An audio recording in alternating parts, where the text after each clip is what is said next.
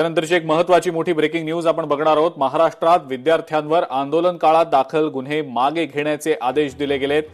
मुख्यमंत्री आणि गृहमंत्री देवेंद्र फडणवीस यांनी गृह विभागाला हे आदेश दिलेत। त्यामुळे आता महाराष्ट्रातले सुद्धा गुन्हे मागे घेतले जाणार आहेत।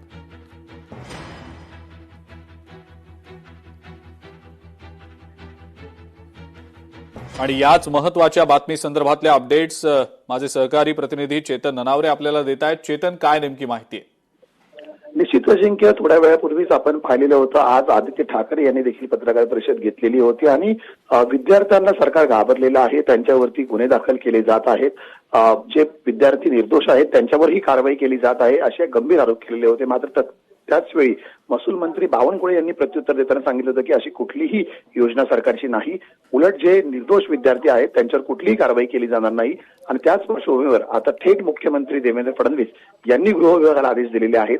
आतापर्यंत महाराष्ट्रात झालेली नीट परीक्षा संदर्भातली जी आंदोलन आहेत ती अत्यंत शांततेच्या मार्गाने करण्यात आलेली आहेत।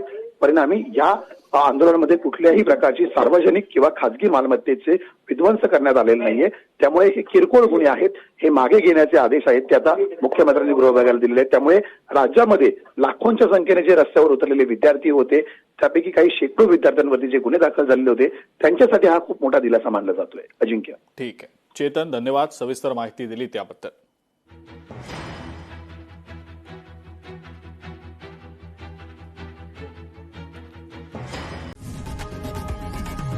लोकशाही मराठी ऐका, पहा, जागरूक रहा।